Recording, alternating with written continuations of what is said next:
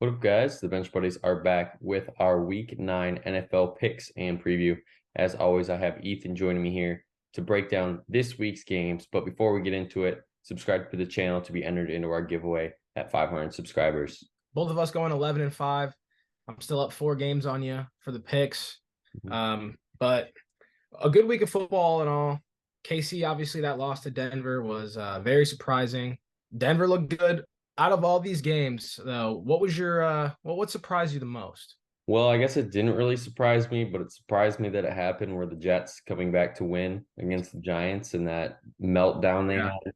But I guess the biggest game that surprised me the most would probably be how San Francisco didn't really compete with the Bengals. I mean, the Bengals kind of owned that Yeah. game from start to finish, and I thought it would be maybe like a last second field goal they would win, but that was probably the biggest surprise for me. Yeah, and also they just got Chase Young, so that's something to watch out for coming off their bye. But yeah, I think it was a pretty positive week for both of us.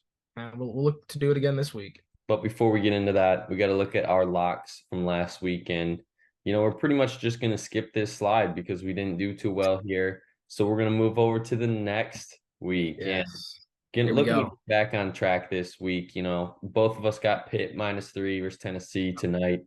And then I'm going with an anytime touchdown to Aaron Jones. He's due for my pack. We're both switching up on the New England, Washington, both going points just in different directions. And then I'm going with an over and an under in Sunday night and Monday night. Yeah, and I'm going to go with KC -2. I think they get back on track this week. 2 is a very low number. I don't see them. They got to win by more than 2 points, I think. And I think that's just a straight money line pick. And then I got Washington, like you said, +3.5 at the Pats. Seattle +6. I know it's in Baltimore, but I think it's just going to be just a dog mouth football game. They're going to be punching each other in the nose all game. So I'm going to take the points there. And then Cincinnati back to -2, straight pick 'em game, basically. So going Bengals there. And then we'll talk about the teams on the bye here. And I'll start with the Broncos. Obviously, this team going into the bye is trending upward. And that's probably something I don't think a lot of people expected me to say at this point. They've won 2 straight. They've beat the Packers and the Chiefs. And the first time they beat the Chiefs in 8 years. And they didn't sell at the deadline. So this team has some hope that they're thinking maybe they're going to crash the party late in the year. And then the other AFC team, the Jaguars, they're 6-2 right now. Going into the bye, I think you can't be much happier as a Jaguars fan. And that's thanks to Travis Etienne carrying that team. And Oh, surprisingly yeah. enough, that defense is playing like a top 10 defense, and that's not getting talked about enough. So watch out for those Jaguars this year. Yeah, big time on the Jags. They had a great last week against the Steelers. I know I'm going to be mad about it, but they just played better football. Came into Pittsburgh and got the win. So now into their bye, they're looking pretty good. Over the NFC side, I got Detroit coming off a win from Monday Night Football against the Raiders. Jared Goff threw some ugly passes, but we're not here to hate on the Lions. They came out with the win, so that's really all that matters. And then San Francisco, obviously, like you said, not competing with the Bengals was probably a huge part in what they did at the deadline, getting Chase Young. I think that's going to bolster their defense even more. And don't sleep on the Niners after losing 2 straight.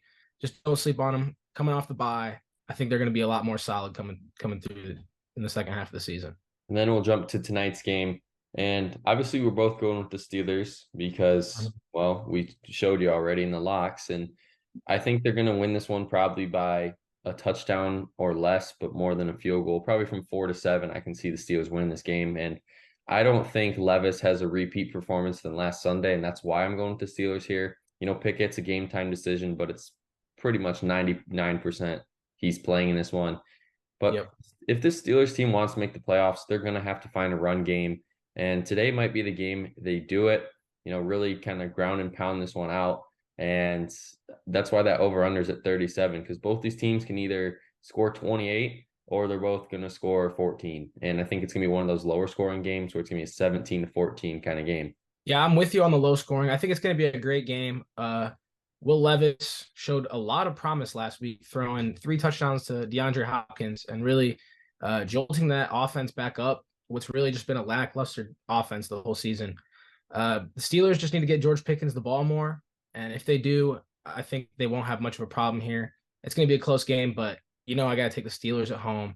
Thursday Night Football. Coach Tomlin almost never loses. So if you're a betting man, you got to go with the Steelers here tonight. And then we'll move it over to Sunday. And then at 9:30 a.m., we got Miami and the Chiefs in Germany. And, what better game to give those German fans than the top two Yep. teams in the AFC right now?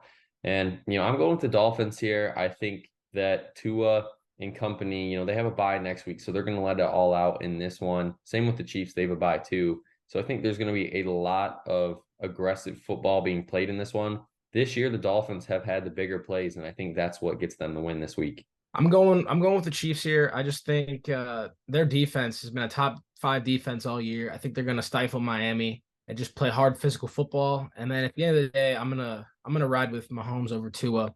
I know Tua's the MVP front runner right now, and he's having a great year. But I think in these cold games, this one's not necessarily a cold game, but a physical football game against a good team, I just don't trust Miami as much. So go Chiefs. And then moving to the 1 o'clock slate, my Packers need a win. Same with the Rams, both need a win. And I'm obviously taking my Packers here at home.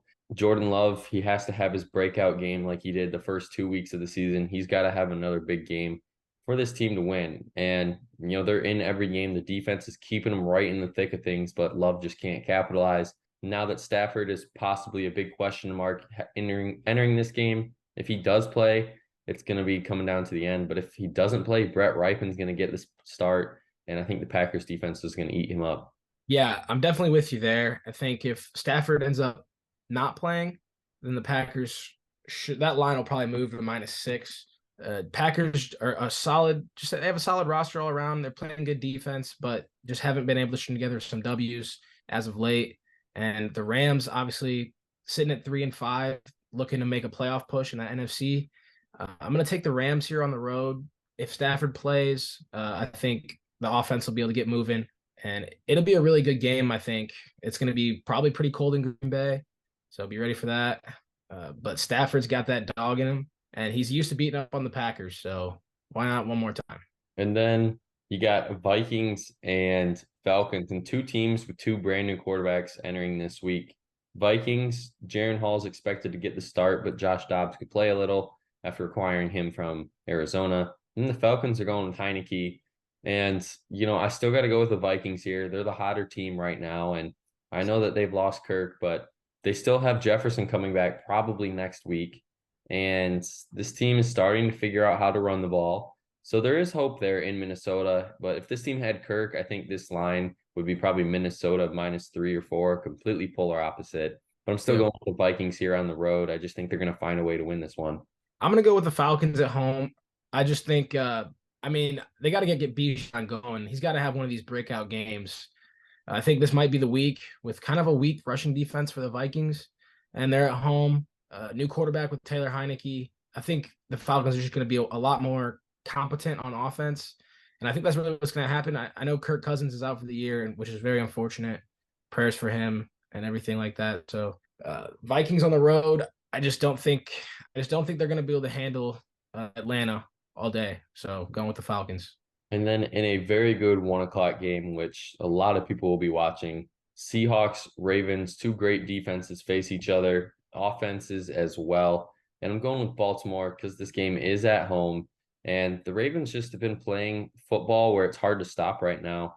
Gus Edwards last week was the big beneficiary of this offense, 3 touchdowns. And then this week it could be, Rashad Bateman or Mark Andrews. And who knows? They just have lots of weapons that can benefit from this system.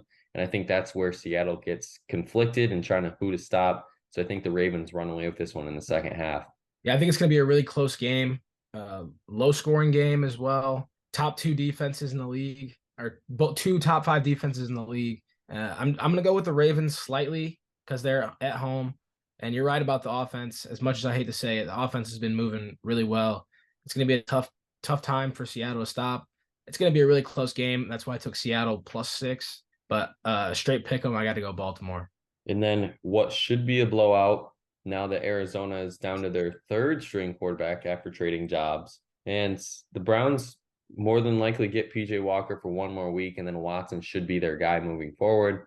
But I don't think the quarterback play matters in this one. We're talking about roster difference, and the Browns defense compared to the Cardinals, completely opposite ends of the spectrum here. And that's going to be pivotal in this one. The Browns are going to edge this one out, probably like a 20-10 win, and get to 5-3. And I don't think too many people had them at 5-3 with the team that they have right now. Yeah, and if they do get this win, that AFC North is packed now with the Bengals sitting at 4-3 in last place, which is crazy. So I gotta take the Browns at home. Cardinals are you're right about Josh Dobbs getting traded, so that's kind of big time. I think he's kind of a stud quarterback for being a backup. But yeah, on the road, 1 o'clock game in Cleveland. Not much pressure on Cleveland here. I think they're just going to play better defense all day and stifle that Arizona offense. And then in a game where for Tampa, this is a must win. In Houston, a win to get them back on track after losing last week to Carolina. And I think that's what they do. The defense has been great.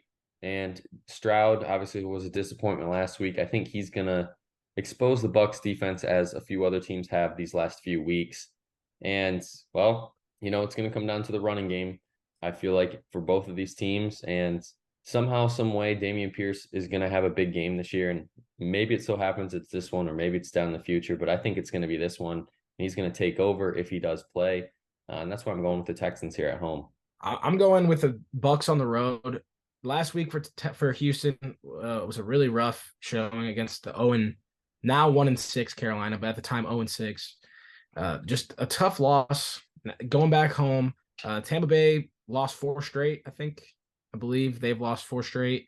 They got to get back in the winning column to compete in this NFC South. And I think they're going to do it. Baker needs to get the ball to Mike Evans and Godwin and just get them playmakers involved. And if so, I think they're going to come out of here with a win. And then you have a story where the Commanders just traded their 2 best defensive players, Chase Young and Montez Sweat, away. And the Patriots lost Kendrick Bourne for the season with a torn ACL. So both of these teams now kind of have a new identity. And I think the Patriots obviously are going to benefit from the Commander side of things because Mac Jones, well, when he has pressure this year, it just seems like he just can't do anything. And you take away the 2 best pass rushers on that team, then, maybe he'll have some time in the pocket to make some good reads. And Demario Douglas is a name to watch out for in this offense. He'll take on that Kendrick Bourne role. And I think he's going to have a big game in this one because the cornerbacks for the Commanders this year have been kind of suspect at times. And, I know Washington had a big week last week against the Eagles, great defense and put up 31. But I feel like they're kind of due for a letdown because this Commanders team is really good one week. And then the next week, they just are super inconsistent and can't figure it out. Yeah, this is going to be a tough game. I'm not too confident about this pick, but I'm going to go with the Commanders on the road. It's always tough to pick against New England at home, but I've learned my lesson this year. I think I picked them at home almost every game they played, and they let me down. So I'm not going to do it again. The Commanders, let's ride, baby. I think they're going to just play better. It's going to be a very, very ugly football game, but I think they will be able to create some pressure on Mac Jones, and I think they're going to force some turnovers and end up winning, perhaps in overtime. That's the type of game this will be. And still at 1 o'clock, big 1 o'clock slate this week. Bears, Saints, and no team needs another win more than the Saints. Get to 5-4 and kind of start running away with the NFC South. And if my picks are right, where the Bucs lose and the Saints win this game, they're going to be 2 games up in this division. And it kind of seems like it's theirs to lose at that point, entering week 10. But you get the Bears and this team, who knows what direction they're going with. Tyson Bagent, again, still probably going to be the starter with Fields' thumb issue. So that's the big concern for me. And I'm going with the Saints. Yeah, I mean, if Justin Fields doesn't play, I don't see much of a chance that they lose or that the Saints lose here at home. Especially Saints always play better at home. I think this is almost a lock. -8.5. You can tell by the spread. Bears have been horrible all year. So give me the Saints at home. And then moving to the 4 o'clock slate, Colts, Panthers. And you want to talk about a team needing a win. Last week, obviously, it was the Panthers, the last winless team, finally get that win. But now I think that has settled. A team that needs a win is this Colts team. They've been in like almost every single game that they've lost this year. And it just so happens they got outscored and they're the only team in the NFL, which is crazy to believe, that has scored more than 20 points this year in every single game. And they're at 3-5. I don't think that's something you expect in the NFL now with all these good defenses. So the Colts are due here for a win, and I think they're going to get it. Yeah, I'm with you. I think it's gonna be a close game, but the Colts definitely should win this game on the road. They got to feed JT and Zach Moss, and I think if they do that, they shouldn't have much of a problem winning here. And at 425, a game that nobody is going to watch except these two fan bases, Giants, Raiders. I'm going with the Raiders at home because it seems like in the past history of football and any sport, when a coach and GM get fired, this team is just a whole new team and mentality. Who knows? They benched Jimmy G. They're just trying something new at this point. Aiden O'Connell's getting the start, and I like the Raiders here. They've more weapons than the Giants do. I know Waller's out. So all that leaves is Saquon, and he's off a 36 rushing attempt game last week. So that concerns me for his future with this team. And I think they're going to run his legs out eventually this season. So I'm going with the Raiders. Yeah, that is unfortunate. I agree though. I think they were running Saquon too hard, and it's gonna be tough on his legs for the rest of his career. I'm gonna take the Giants here. Like you said, head coach being fired. It's just an all out frenzy here in Las Vegas. So I got to take the Giants. They at least play a consistent brand of football every week. You know what you're gonna get. I got to go with the Giants here, even though no one's gonna watch this game. And talking about watching games, everyone's going to be watching this one, not only just for the NFC East, but NFC as well. And we get to see what the Cowboys are made of. And, every year this is the Judgment Day game for the Cowboys, and they need to get it together here. If they can go into Philly, get a win, I think it's just Philly and Dallas at this point in the NFC that are going to be the top heavyweights. And then, I guess you could sneak the Niners in there still. But after that, I guess the Lions too, because they're good. But after those top four teams, it kind of seems like the whole NFC falls off. If the Cowboys lose this game, I don't think you put them in that category. And then it's just the top three that you got to beat. But I want to take Dallas here, but it's just hard for me to bet against the Eagles this year, and especially at home. Yeah, got to go with the Eagles at home. Just Dak doesn't seem to play well in division games, huge, big games that they need to win. It doesn't just seems like he doesn't really play his best. And I think Jalen Hurts with a limp knee and everything, I think they're going to get that running game going, and they get A.J. Brown. That dude's a stud with Philadelphia. It's just been going off. So give me the Eagles. They got just better playmakers all around, and it's going to be a great game. I think Dallas will keep it close, but I don't see Dallas winning this game. At 8:20 Sunday Night Football, this is probably the game of the week. And Bills, Bengals, two teams not necessarily need the win, but this win is going to give them an ultimate boost here and kind of jolt their season into the positive. And a loss doesn't really, I don't think, affect them as much, but it's just a missed opportunity. And obviously you can see we're both going with the Bengals here. And I think the Bengals are just on a roll right now. Won 3 straight after starting 1-3. And, we didn't get to see this game last year, obviously, because of the Damar Hamlin incident and everything that happened. So we finally get that rematch here in Cincinnati at night. And the Bengals are just looking like the better team right now. And there was one play last week that the Bills were possibly one play away from losing that Hail Mary at the end. And that concerns me. I picked this Bills team to go 9-8 or 8-9. I can't remember, and miss the playoffs. I'm going with the Bengals here to get that win and possibly keep the Bills right around 500. Yeah, and this is a huge game because the loser will have 4 losses.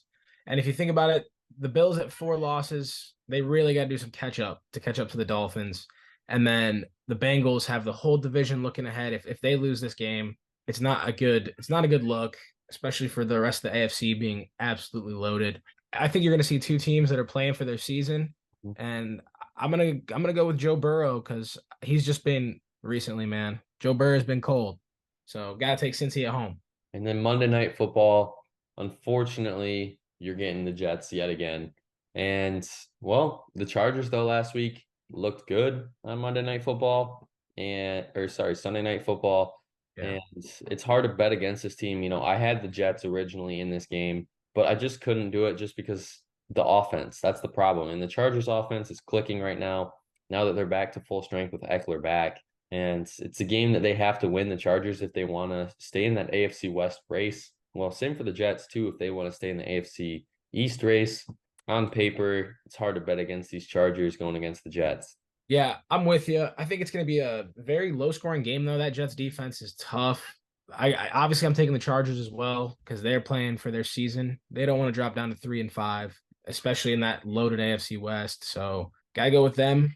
And I think the Chargers defense will play well enough to stop Zach Wilson and Garrett Wilson and Brees Hall. And I think the Chargers will get the win. But that's going to be it for our video this week. Make sure you guys come back next week to see how we did in this week's picks and to see who we're taking next week. But until the next time, the Bench Buddies are out. Peace.